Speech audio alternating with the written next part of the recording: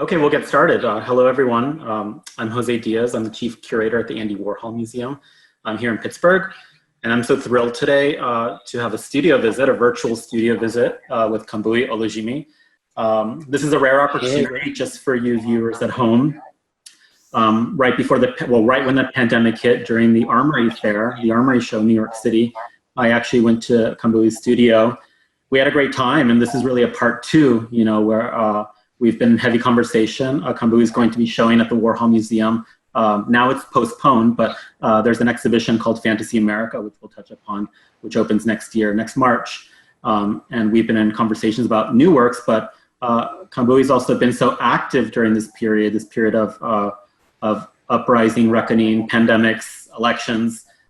And so I want to talk to Kambui a little bit about that. And so we're trying to give you sort of a studio visit experience. And so he's joining us from his studio. And so I wanted to welcome Kambui. And Kambui Olujimi was born and raised in Bedford-Stuyvesant, Brooklyn. He received his MFA from Columbia University and attended Skowhegan School of Painting and Sculpture.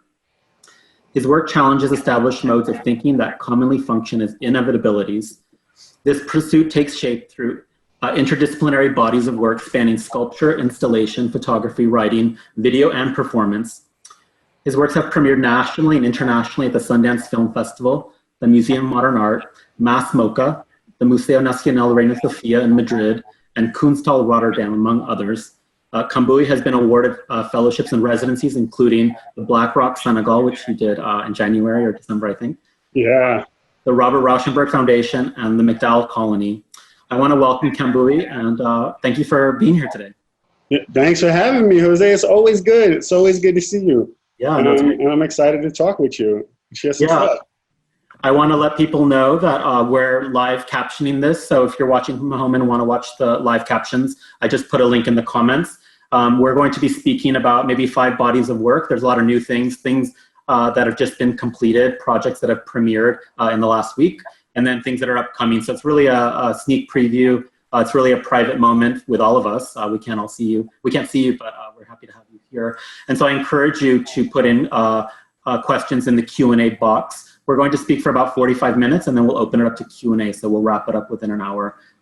So yeah, Kambui, I wanted to start off I think you're in Queens, New York. You're in your studio. Yeah.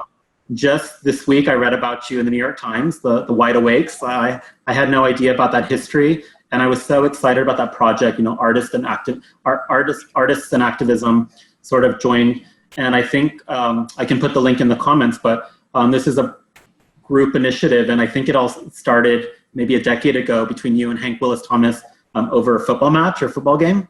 Yeah, it was great. So many people are involved, and so many people help bring it to fruition.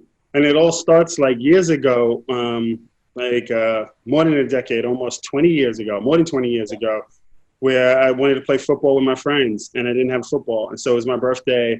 My friend gave me a football, and we just started playing. We started playing two-hand touch football, and the game got larger and larger. And I'm gonna show you some stuff and things. Yeah, and for those of you who haven't read the article, the Wide Awakes, it's a historical group from 1860, but it's sort of been revived and reactivated as a new artist initiative. And Kambui is going to share some images here and keep explaining. So this is about a decade ago, but we used to play two-hand touch football, and they started to call it the KIIIFL, which is like the Kambui Intergenerational, Intergender, and it was a place where all these people came together, from like concert pianists to curators to doctors, all lawyers, all these people that were like friends of friends. And it was really about a kind of play.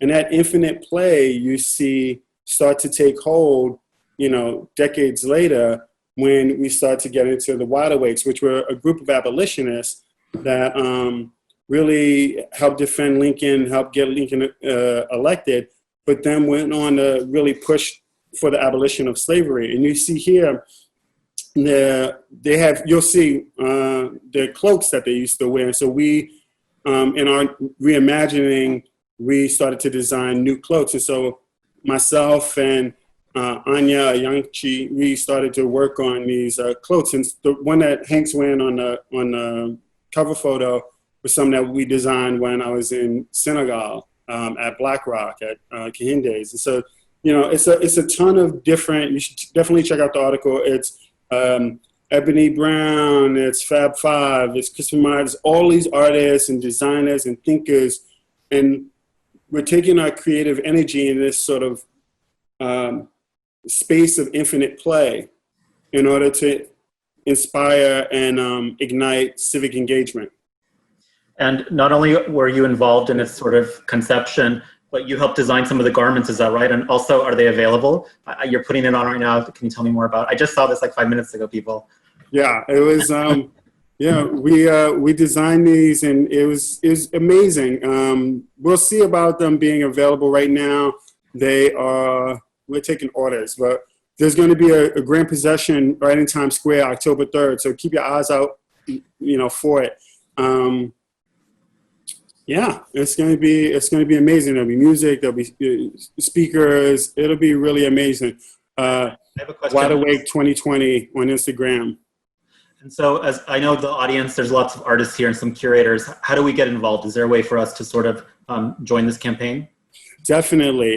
You can, on Instagram, you can look, we partner with For Freedoms as well. So forfreedoms.org, you can go there. And I'll send some links as well so you can get involved. You know, it's a national campaign. We have actions all over DC, Brooklyn, you know, Cali, everywhere. Thank you. Well, I wanted to start off in terms of work. You know, you and I are talking about a body of work that we're going to show in the Warhol next year. But I hadn't realized since I've been to your studio, so many things have happened. And you've been really prolific during this period. For those of you watching at home, Warhol, Kambui has been very active on social media. But you've also been making work towards a show. I had no idea. I know a lot of museums the Warhol's been open since July, but a lot of museums and spaces have just started to open in the New York region. And last Saturday, you opened an exhibition called Walk With Me. And this is that Project for Empty Spaces. And it opened last Saturday. I think it was timed tickets. But it's based off an earlier body of work. You have sort of a guardian angel figure in your life, Miss Catherine Arlene. And she's been represented in other shows. And I really love this body of work. It really talks about, it's very personal. It talks about memory. We're really in a moment of mourning. And I know you've talked about that in previous talks. Can you share a little bit with us about this new exhibition and the subject matter about Miss Arlene? Yeah, so this is like Jose said, it's at Project for Empty Space in Newark, and I had a residency there. And this is a body of work I've been working on for over 5 years. And when Miss Arlene passed 5 years ago, it was kind of the first time I'd ever been uninhabited in like my own body. So I couldn't draw, I couldn't do anything really. Like there were things that I knew how to do and I thought that's who I am, and I had no access to it. And so part of what happened was I started to do things that I wanted to do that I was not good at, and I was captivated by this photograph of Miss Arlene in 1956 when she moves to New York City.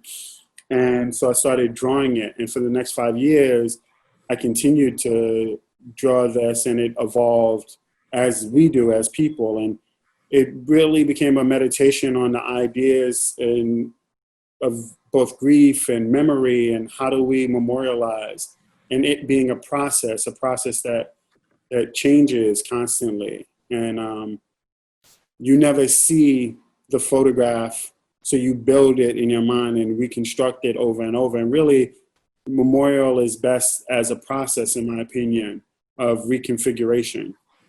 Yeah, and to go back, the image is a source photo when she was 18 years old, is that right? And then it's repetitively done through memory, is that correct? Yeah, so, you know, there's over 200, and there's a point where you start to realize that it's a sitting, it's a ritual. I get to spend time with her, but also when I look at all of them, I see it as a series of spaces, you know, like those spaces between this one and this one, the eyes of this one and this one, the mouth, in between the, there's a little kid who talked about each one as an emotional state at the opening. And it's just like, yeah, it's in between these moments that we fill in the blanks, but we also see where we're standing. And so in this pandemic, it's a moment for reflection, but it's also a lot of things that happen and stacked on top of each other, and we're not having a moment for that. We're not having a moment to look or unpack. Every day 6 things happen, we can unpack 2. So this was sorry, I was going to start to interrupt. Yeah, that's a good point. This has been such a period. I can't believe we're in September, but it has not been a moment, maybe to learn how to bake or learn new languages, or culturally things have stacked on top of each other. And for you to create this body of work, the timing, did you think about COVID and the pandemic and the violence and everything that's happening while you were making this very personal work? I feel like there's a lot of things that were going on during this. So the work starts, in 2015. So this work really starts before, the 2020s are already happening. And then they change in quarantine. I start to use a lot more color. I start to use new techniques. And I really was processing, I guess, in my hand. I'm still trying to figure out. So that's why I sound sort of new. Like, what was it about the world, this city, shutting down, this world sort of shutting down in a way where everyone is in their home and no one, I haven't seen my family in months, I haven't hugged in months, those kinds of things that takes a toll on you. And so then there are people passing and you don't get a chance to mourn. So, we lost David Driscoll, and there's so many other people that you wanted to honor that made such a difference in people's lives. So that was what was happening on a kind of macro and micro level during this project. Yeah, I see this element of like love and loss at the same time. And I was curious, Kambui, just in terms of art making practice, what is this? It's paper with gouache or ink or watercolor. What is the actual It's material? just ink, graphite on paper, Because you're using this technique we're going to talk about some work a little bit later, but this is a technique you're using with a lot of your flat work. Is that right? Yeah. And I think this last year, there's a lot more flat work, I do work over most mediums, but I think what also happens is, you have a kitchen table, you have like a living room table when you're making work and you're not going outside, you're not going to the studio.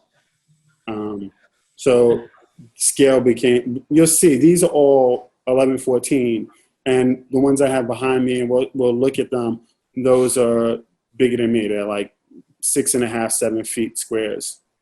Yeah, you're using the same technique with a lot of work. For those of you who are following Kambui on Instagram, I know you're making similar work with different subject matter, more related to the current affairs.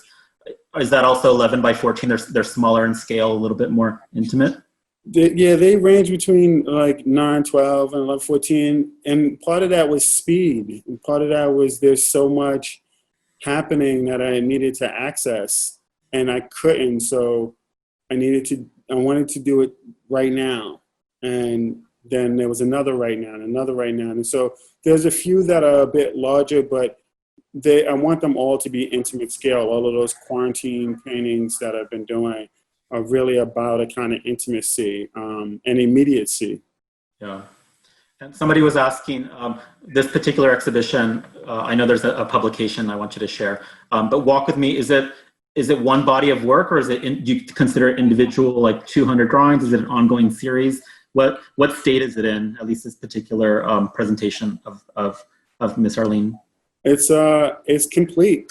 So it's a wonderful, there are 2 essays in it, in the catalog. One is an essay by Jasmine Wahi, one of the co-founders, along with one of the co-founders and directors, along with Rebecca Jamapol from Project for Empty Space, and then Christopher Myers, who's an amazing artist, who also knew Miss Online. We did an interview, and one of the questions he asked is, so is it done?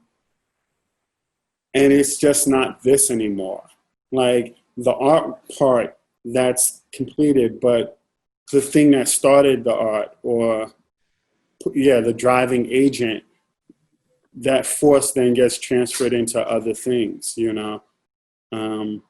Like I wasn't doing this. Somebody was like, "Oh, she giving you gifts on the way out." It's true. It's like I didn't work in ink when she was alive. Yeah. No, I was surprised when we spoke. When we spoke last week, I didn't realize you were in the middle of installing a show. So I commend you. You know, I think art really does help spread joy, and I appreciate you for opening an exhibition, and it is a time where people do need art, and I think this is wonderful that it's available, and it's in Newark, and the catalog is available.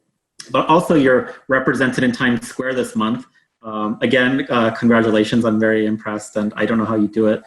So when you're not in the studio, you're in Times Square. So I believe every evening this month, around 11:57 or midnight, you have a current film. It's called "In Your Absence, the Skies Are All the Same." It's a film you had shown in the Brooklyn Museum many years ago. And it's sort of a montage of sort of collapsing landscapes, the sky, from I think 40 different cities around the world, including like Detroit and Cuba. And when you installed it at the Brooklyn Museum, it was more installation based. And I really love your work. And I think of Andy Warhol because of the multidisciplinary sort of method. But how did this come about? Times Square, that's pretty incredible. It's kind of like the heart of the world. You've talked about sort of the chaos and the commotion, but it's also a place of commerce and community. And certainly during COVID, it's certainly a different place. I'm in Pittsburgh, so I'd love for you to share with us a little bit more about the In Your Absence film and what's come of it since.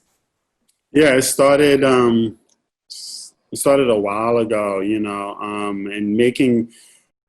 I remember I didn't even have a studio. I was telling people on Instagram, I didn't have a studio when Eugenie Tsai and Rujeko Hockley were like, "Yeah, we want to do a studio visit." I was like, "Yeah, cool." I got no studio. So I borrowed this, I asked a reverend who lived next door to me, Reverend Mitchell, if I could borrow his church. So I did all these installations in the church, and then we showed it at Brooklyn Museum and went on Mass MoCA, and it's a permanent in glass. We did a version of it in glass, and it's permanently at the Avenue I station, MTA Art and Design. So I'm gonna show you a little snippet of this installation that's at Times Square. Every day it starts at 11:57 sharp, and You're there tonight, right? You're there tonight? Yeah, and I'm going out there tonight, so let me know if you're going out. DM me. Yeah, no, if anybody's watching from home. And we do have some footage here, so let's have a look. I think it's about 2 minutes long. Yeah, it's just a smidge under.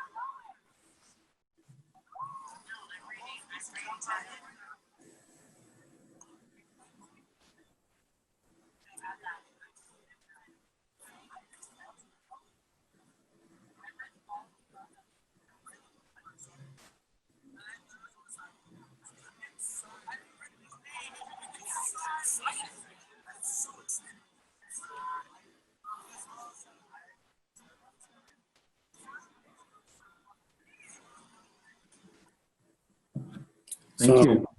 Yeah.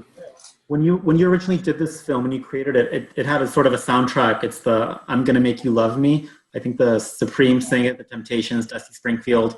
You sort of edited the audio of this, this very famous song, "I'm Gonna Make You Love Me." So the piece itself has a very subliminal, sublime element to it. I think you talk about a universal longing for the human connection. I don't know if the audio is available, if you hear that in Times Square, but can you talk about the importance of that, sort of the audio component? I don't know if it's experienced in Times Square or you sort of tweak the work for, the site itself. Yeah.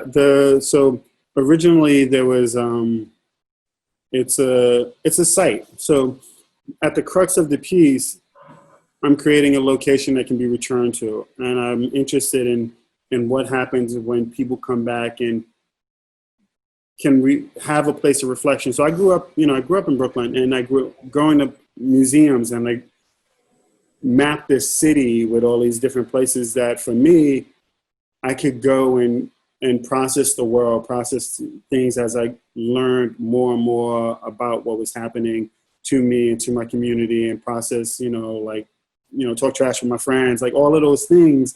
You need a site. And these museums became that site. So in my work now, you'll often see me play with duration.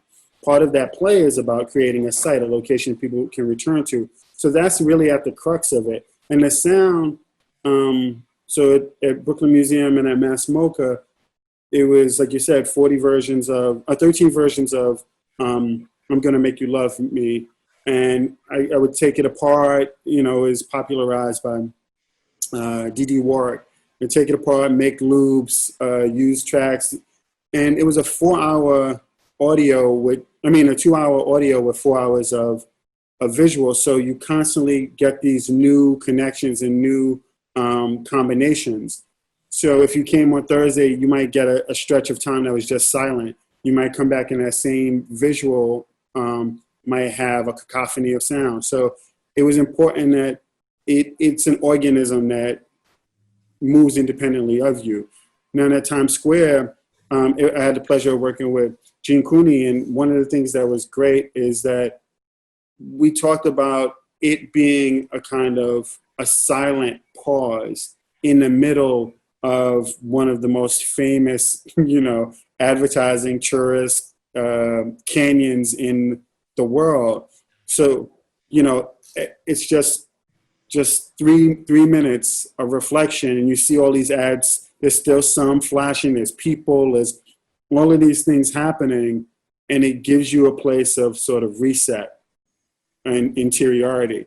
So I felt like there was a soundtrack that was changing, but I didn't craft it, And so that's the way I was thinking about this iteration of sound in relationship to image. I really was moved by the fact that, looking at this now, I'm sure many of the people watching, this looks like this sky in California with the fires, which is disturbing. And obviously your work in Times Square, it has this sort of surreal, dreamlike, strange appearance. I don't know if you were you observing the people walking by? I know with public art, your audience is basically everyone. There's no ticket to buy. Were you sort of observing when you were, or have you been observing people's reactions towards the film? Well, I'm going back out, shout out to Tatiana Tenenbaum. She did a great job filming it. When I was there, I was just giddy. It's nearly 10 blocks. It goes from 42nd Street all the way up to 51st Street. And so you see this thing that was in your mind, and you can remember when it was just like a thought in your mind. And now it's stretched out over 10, nearly 10 blocks in the city you grew up in. Like I used to go to Playland. I used to go to Virgin Megastore. Like 42nd Street has been so many different things to me. To be a part of that history is amazing. Sam Delaney writing about it. Like there's all of these different interactions, comic book stores that like were amazing, and, rare bookstores. There's all of this. And now that's it's real. Like it's really there. So that's why I'm doing multiple visits. I'm going back again tonight. And it's interesting. It feels like, you know, sometimes the people that I did see, it was like, it seemed like a glitch in a good way. They were like, is this supposed to happen? Yeah, and I think just talking to you, let's say, post COVID, when COVID goes away, knock on wood, we're going to have a different New York City, right? We're going to have a different landscape. So your work is also going to evolve. And I'd be curious, do you think you'll pursue more public works as sort of the landscape of New York, the landscape of Bed-Stuy, Queens, Newark? Will you sort of evolve with that? I mean, I don't think there's another way, like you're always part of your time. Yeah. I mean, maybe only part way, but you're always part of it. And, I have a few public pieces and I'm interested in public work. And for that very reason, like I like to engage with audience and with different times, September 1st, that audience is going to be different than September 31st. And, you extend that over a number of years or decades, it's new conversations, and that's a gift for an artist. Yeah, no, thank you. Yeah, and it's been great to talk to you because you've been actively making work. The world has changed, but you've been actively making work. So I really appreciate you that you're sharing a lot of this today. Time is flying, people. But one of the reasons Kambui and I have been speaking for so long is that Kambui will be showing at the Warhol Museum next March. I'm working on an exhibition called Fantasy America, and it's inspired by Warhol's last publication. It's called America. It's not a very well-known book. Warhol launched it in 1985. It's sort of a picture book. It has sort of looks like a zine meets like a high school yearbook. But what makes it so interesting, it's one of his, let's just say one of his flops. It's not very well known. The book tour was a disaster. But the book itself has a 10-year span of photos, mostly around New York, but then also throughout the country. And the book has quotes about fame, glamour, beauty, but then the book also talks about politics, technology, immigration, who should be in America. And in the beginning of the book, he talks about a fantasy America, the America you create as a child because you don't know what's in the Deep South or in the West Coast or New York City. And I found the book so inspiring that I wanted to do a group show, which Kambui is one of the artists. Because your work does talk about nationhood. It does talk about living, to me, it talks about living in America. And we've talked about Warhol a lot. What are your sort of thoughts on Warhol? I know he's an artist we've talked about. I know we constantly rethink his work. But one of the connections I really love about you and Warhol is just that, yeah, you're both multidisciplinary. You're not restrained by one medium. If there's funding, if there's a pot of gold, you're going to pursue the next thing. So I just wanted you to share a few words about Warhol, and then we're going to move into a little bit of the works that we're talking about for the exhibition in Pittsburgh. Yeah, growing up, I told you this when I went to a Warhol for the first time for the site visit. I love a lot of the stuff that, like the newspaper, some of the ones, the drawings, the time capsules, some of the ones that I think were less prominent in my life growing up, like, the Campbell soup cans and the Big Elvis are great, and I know those, but it wasn't until I was like late teens that I started to see all of these other kind of sneaky trickster pieces that he was making, and I really love that. And so I remember seeing the America book in Germany, of all places, and it just seemed like he was trying to discuss simultaneity that I feel like is really important. Like, it's so notions of purity always fail, and this idea of a kind of perpetual hybridity is something that I could see in the work. Like, he's like, it is mashup. It is at its best a mashup too. So, yeah, so I was really excited when you reached out, and all the conversations, and I'm still looking when we can get back in person checking out the archive. Yeah, and it's cool because even during the pandemic, I just thought of it now. I was sending you images of Warhol, like 50 drawings of like desserts and cakes and accessories. And then we don't have slides of this today, but you started creating images of birthday cakes, and you made one for Breonna Taylor. But we had talked about that, the idea of birthday cakes. And I know we had been looking at Warhol drawings, the early 50s. They were for advertising, but you had started launching these images. Can you just talk about those birthday cakes? I know it's a series that has yet to be complete. Yeah. I'm sorry if I spilled the beans, but. No, I'm still like just thinking about like the violence in America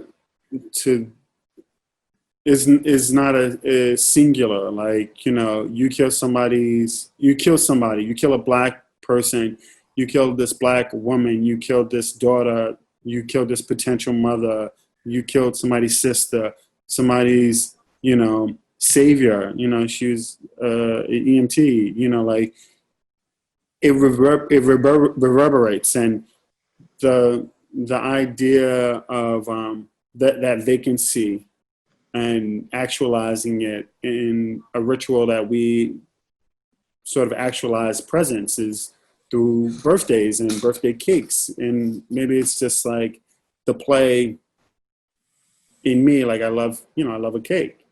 But I've been thinking about this for a while. It's like, that's a lot of cake. That's a lot of cake that's like not there. That's a lot of smiles that's not there. That's a lot of, and so in that symbol, I'm grappling with how much, how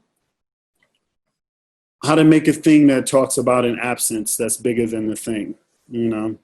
And so that's the sort of symbol that I've been doing. And, you know, I showed one during the lockdown with Creative Time. That's probably the one you saw out there. Yeah, they posted it on their Instagram, I believe. Yeah, and yes. And one thing about your work is that universal quality. You know, everyone has a birthday. Birthdays are, for a majority, celebrated if they can be. And that brings me to our next body of work. You did a whole body of work, which we're going to show at the Warhol, called T-. It's about 13 flags. But you did a lot of research. Your work is, at least the next set of work we're talking about, is based off history, American history, nationhood. But you've done a lot of research about what makes us a nation, what makes us, you know, a country. And flags, for example, every nation has a flag. They usually depict symbols. Obviously, flags can be loaded with content. With the myth too. What's that? It's the myth too. Like you need an origin story. Yeah. Like, you know, every nation has an origin story, and then they have all of these other, you know, people always make fun of artists. All you do is pretend. All you do is like make stuff up. And I'm like, those narratives, those imagined spaces are what we invent. It's like the building block of all invention and nation and caring and healing. So I wanted to start with, I had this up earlier. I don't know if folks had a chance. When we went to the moon, right, they were basically told Nixon, they said, you know, we can get them there pretty confidently. Getting them back is like 50-50. And so you should get a speech ready in case. Yeah. And so this is the speech in case the astronauts didn't make it back, Neil Armstrong and Edwin Aldrin. And so I got a lot of issues with Nixon. And I don't even want to go down that road. But this line really stuck out to me. These two men are laying down their lives in mankind's most noble goal, the search for truth and understanding. And I believe that to be human, learning is a perpetual state, or should be a perpetual state. So we're always trying to learn. And if we don't, then we kind of die. And to say that, I thought that was part of the mythology that he was putting forward in the pursuit of, in service of conquest. And so there's this thing where there's this ideal that I really hold on to, and then this idea, and later on in a speech, he goes on to know that we own a corner of the world. And I was just like, So these flags talk about a kind of failure, a temporary landscape, a cost of knowing. And so they're double-sided flags. There's 13 of them. They were part of an exhibition, Zulu Town, and they started at Madison Museum of Contemporary Art, curated by Leah Cobb, and then went on to Buffalo, went on to the Blanton. And so when they fly, they abstract themselves in addition to the collaging that I did digitally on these flags. So I'll show you, like this is the front and this is the back of one flag. Yeah, and just for those at home, all of the images are failed rocket or shuttle launches from the US, is that correct? Yeah. It's incredible, Kambui, how they look like war zones. They look like environmental disasters. They look like the streets of, of protests. They look like they're ambiguous, I guess is what I'm trying to say. Was that intentional to have this ambiguity sort of? It was right around 2016. It was inspired by the 2016 election results. And there was a precarity, whether or not democracy was going to continue was really being questioned. And we've seen fascist actions happen in the last 4 years. And so even what democracy looks like in this nation and what nation looks like, it was a precarious place. And so these flags, this was at the Blanton, and Carter Foster curated this show at the Blanton when it went there. And then Rachel Adams curated this when she was at Buffalo University. And so we did a series of them that were large, that was 7 feet, and they would fly all throughout the city of Buffalo. So these are a couple of them outside installed. And it's incredible. Flags, they're sort of ephemeral, they're made out of fabric, but they're also objects that are seen as stable and unchanging. And you mentioned that with a flag, like a nation flag. Is that something you thought about when you thought about the object of a flag and producing these as real, they're real functioning flags, but is that something you wanted to depict as sort of object in relation to a subject matter that was very fragile and unstable? Yeah, I mean, every flag has a set of symbolisms, like the red is for blood, white is for purity, blue is for sky, or, and green for land. There's all of these iconography, like the symbology that permeates most flags of nations. So to play with that and to have different colors, but also have things that as it moves, it could be smoke. It could be another thing. It forces you, again, forces this pause. And in that moment of pause, you reinterpret what it is within this context. Thank you. For the sake of time, we're going to move on. I want to move on to Blind Sum. Blind Sum is a body of work we've talked about many years ago. It's a series that I really loved. And again, your sort of in-depth research. I had no idea about dance marathons, after the Depression. For those of you listening at home, there was dance marathons that took place that would last for weeks or months at a time. They take place in locations like Coney Island. If you can imagine the Hunger Games, there was basically acts of desperation, acts of performative desperation. And you had mentioned the book and the film called They Shoot Horses, Don't They? That film I'm still shook by that film. It stars Jane Fonda. It's a film that's quite haunting. And after I saw that, I really understood your work. Your work here depicts Black figures, Black dancers. It's also in historical spaces. The photos themselves, the series is made with long exposure. So you kind of get that sense of movement. When you look at you look at the stars and there's a stripe. I love that long exposure process. But can you share with us a little bit more about the Blind Sum series? Yeah, it was, so for about 8 years, I'd made work around the dance marathons of the 20s and 30s. So I did performances, video, photographs, and this was actually a commission from Brooklyn Academy of Music. And I was with Blind Some in particular, the thing I was exploring is the vacancy, or the vacancy within a mythological space.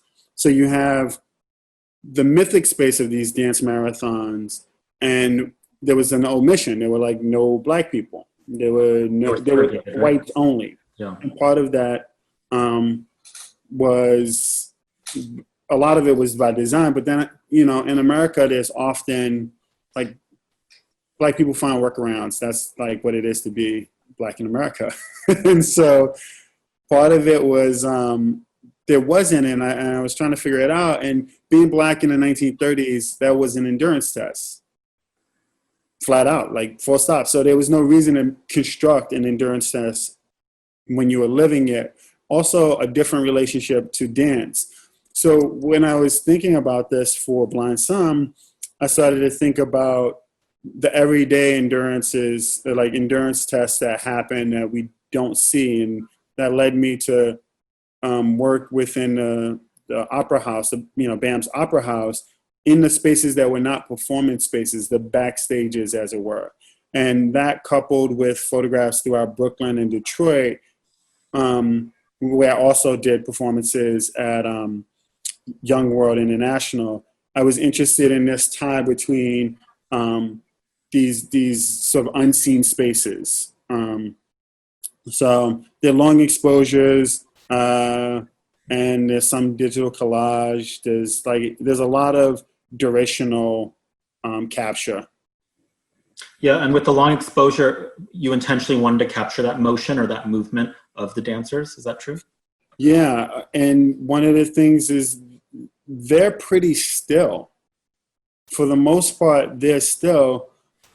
If you were to look at them and you were turning your head, the motion is motion that comes over, 5-10 minutes. Mm-hmm. So it's a kind of reconstituting a moment, a long moment, into a fraction of a second. Thank you.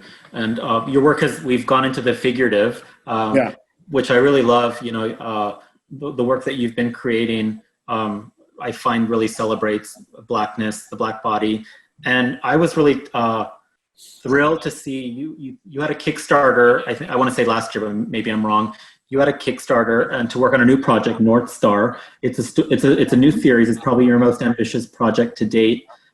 It's made up of a series of works on paper, like the ones behind you, but it's also to fund a flight, a parabolic flight, which I want you to explain to everyone what it is, but basically to create weightlessness, or to lift Black volunteers, I would say, into a parabolic flight and become weightless. Can you share with us a little bit more about this? Because it's so fascinating. I can't wait to see this come to fruition, but also I know it's an ongoing body of work, but I want to know sort of where you're at now and what we'll expect in the coming future. Yeah, so North Star is a project that's going to be a book, a film, and a series of sculptural holograms and these large-scale drawings. I'm right now doing a lot of the drawings, in part because of, because of COVID. And a key component to so it's a meditation on weightlessness and thinking of oppression as being seen, the Black body is so often seen as a place of trauma. And there's an expectation of that. And that brutality is a kind of innate gravity. Like, oh yeah, it's just like, I wish the world wasn't the way it is. And it's like, nah, that's not a sorry. It trips me out. Like, it's crazy that I even have to say it. The violence is perpetrated by a white supremacist system, and we're asked to assume that this is just like the weight of air. And I started to look at a lot of work in the contemporary art canon, and it supports this idea that any joy, and historical work too. I think you mentioned like Western art historical work too. that any joy is a momentary departure, and the return, the base, is this gravity of brutality and violence and trauma and poverty, which is also trauma. And so then what is the Black body in zero gravity? And that's really where it started. And I was like, well, I want to see it, and I want to see a lot of it. And so I'm going to take a group of Black folk into these parabola flights where you get a plane, you go up to about 50, 60,000 feet, and you free fall, and you get 30 seconds of zero gravity. And it was astronaut training for a long time, and in some places still is. And I'm gonna make some films. I'm gonna shoot footage there. I'm gonna do some interviews, but that'll really be the spine of the film, along with meditations on where weightlessness shows up in, you know, Dogon mythologies, slave narratives, Afrofuturism, hip hop, like this idea of what it is to possibly be weightless, to be able to rise above, is something that is a constant in just the African diaspora. But also it talks about what happens when we start to move and move outside of our body, you know? Yeah, and I love how you've talked about how, you know, this is presenting the Black bodies in a romanticized, surreal, dreamlike, almost like science fiction way that has not been done in lots of, well, historical work and has not been seen in a lot of contemporary work. Can you talk a little about the subjects, if they're fictitious, if they're real people, if you work with models, if you work off photos? This is a detail of a larger work. And I know we pointed out earlier, these are quite large works on paper. Can you talk a little bit about this, Kambui? Yeah, I was interested in a kind of multiplicity of, you know, this, you know, one of the trappings is there's always talk of the Black voice, the Black this, and humanity is a collection, you know, it's a collection of perspective and experiences. And so even in the singularity of a person, you know, like you are your father's hands and your mother's hair. Like in the most, two other people's cells came together to make all the cells that are in you. And so in this way, in a very fundamental way, and in a conceptual way, we are a myriad, we are multiple points, right? Yeah. So in describing something that classically would be like a nude, that's got to be staggered through different points of time. It's got to be staggered through different notions of gender. It has to be staggered through different notions of figuration and abstraction, because that's where we stand, you know? I put this in just to give a sense of scale, and I was going to try and show, if it's cool, just a couple of these before we take Q&A. This one was still in works.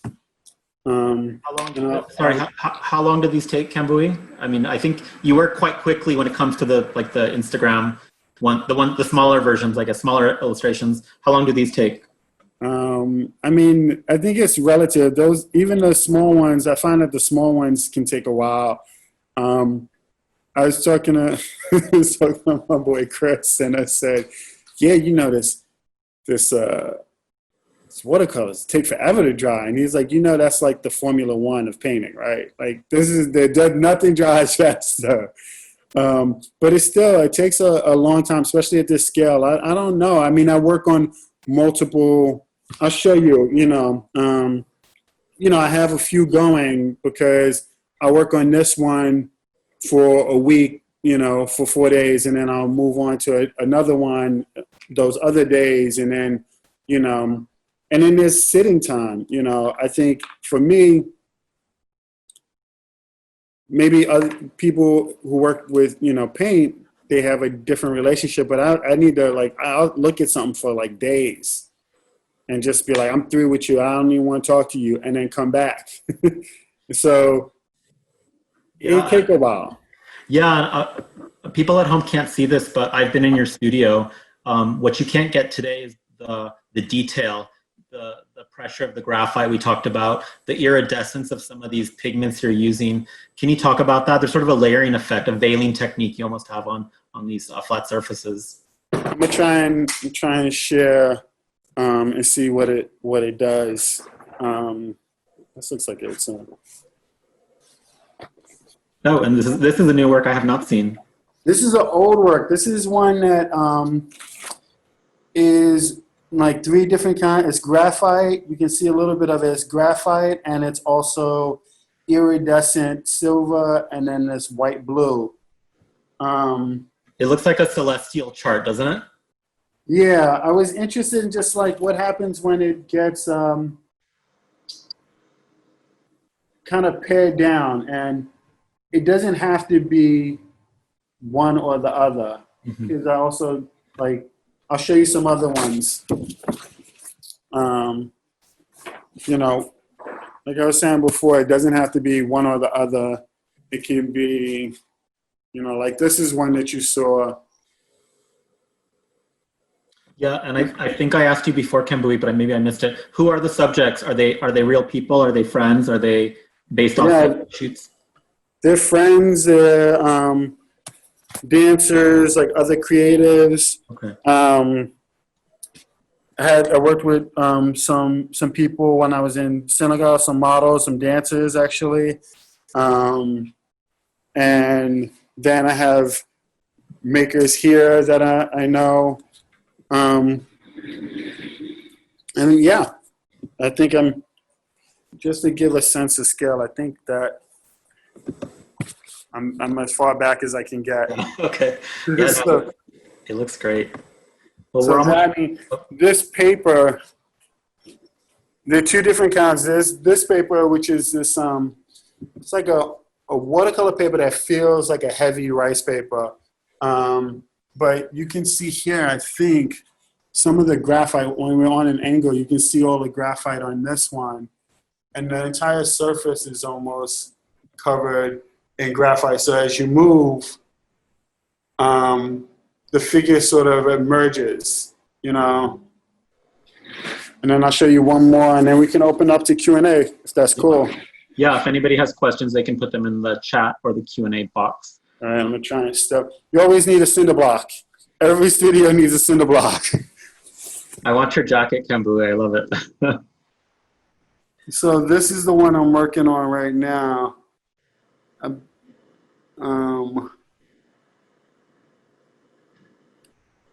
It almost looks milky and cloudy. Yeah, it's going to be kind of like the first one that I showed, you know. This is the first one you show where? The first one that I showed, this one. This oh, got it, yeah. One. Yeah, I understood that. Thank you. We're almost out of time, but I wanted to open it up to questions. You mentioned some holographic, this is from the audience, you mentioned some holographic pieces as part of your North Star series. Can you talk, and actually I haven't heard about them, so it's a great question. What is it, your holographic pieces? Is that a you question or is that a person? No, it's from the audience. It's from the audience. It's a great question. So there's different ways to make sort of holographic images. And so I want to make these sculptures where I do a series of projections that feel 3-dimensional. So I have I'm in the sort of early stages of it, but it's just playing with like basic optics, like Pepper's Ghost type things. And yeah, keep an eye out. They're coming. Great. We have an earlier question about the T-minus the flags. How did the residents of Buffalo react as they saw the flags around town? It seems like a very different relationship to the artworks to view them in/around town as compared to a gallery. Yeah. So some, I would even say most of them I don't know because, you know, it's like somebody going to get groceries and they see it. I think what I'd hoped for was a kind of, oh, I saw that at the school. Oh, now I see it at the museum. Oh, now I see it at the silos. And so it starts to build a vocabulary. Mm-hmm. The people that I did see, like at the school where it was hung, were really excited and interested in sort of seeing the context. And sometimes it was just like a reinterpretation of a skyscape. Sometimes it was like, an explosion, and they didn't really know what it was. Some thought it was, because you see the American flag, but then you also see the POW flag. So, like we build, every person builds a sort of narrative to figure out, what they're seeing. Yeah. And then it also folds. So when there's not a lot of wind, you don't really notice it. Like, just like most flags, it's in the wind that it shows itself and disappears. It's activated. I had a question. I was curious about audience. Some of the work for me is nostalgic. If I hear a classic song, and get stuck in my head, just like you have put songs or video clips into your work. So that for me, that feels nostalgic only because I'm older. But also your work feels universal in terms of human connection. But I'm curious, do you think about audience? Do you feel that your work is made for yourself, or do you think it's specific to maybe a white audience versus a BIPOC audience, or community-based or site specific?